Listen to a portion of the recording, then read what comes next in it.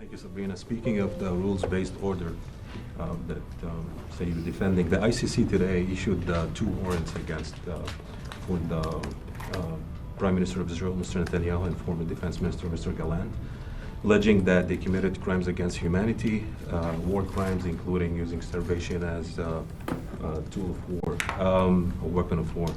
What do you think of that decision, and will it cause the department and the secretary to rethink the support you're providing Israel with in its war in Gaza? Thanks, Fadi, for the question. So the United States fundamentally rejects the court's decision to issue these arrest warrants for senior Israeli officials.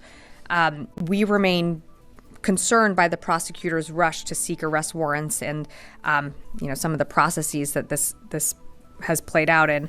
And again, we've been very clear that the ICC does not have jurisdiction over this matter. So, we're in coordination with our partners, including Israel, discussing next steps. I'm not going to have much more for you, as I refer you to the State Department and the White House for a little bit more. But in terms of our support for Israel, we're continuing to support Israel with the assistance it needs in its, fight against Hamas and Lebanese Hezbollah.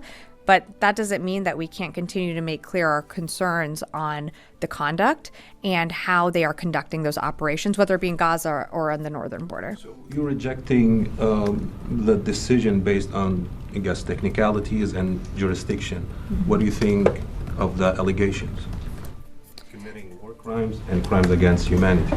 Again, we don't see eye to eye on where the ICC is. And as I've said, we reject the court's decision to issue these arrest warrants. So I think that pretty much implies that we don't agree with that decision. Okay, so what is the legal opinion you're basing your rejection on? Did the department issue any legal opinion on what's been happening in Gaza? Did you study any incidents that are mentioned in the ICC decision? I'm not aware of a formal legal opinion being issued by this department. I think you've asked me that before. Some of the things that, either public reports or private reports or reports from, NGOs, we always take those seriously. And we've had those conversations from here at the podium. And when Minister Gallant was in the seat previously, the secretary was regularly engaging with him about what was happening in Gaza, what was happening on that northern border in Lebanon.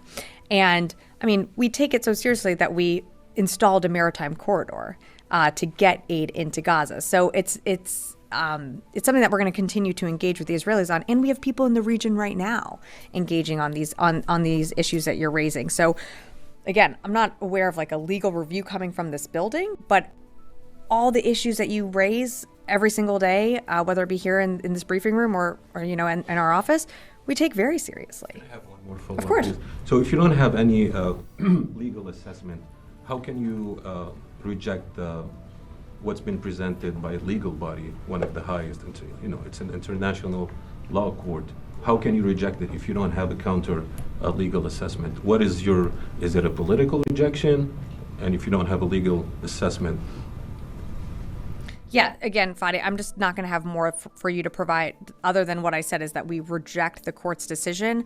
That doesn't necessarily mean that it has to go through a legal process.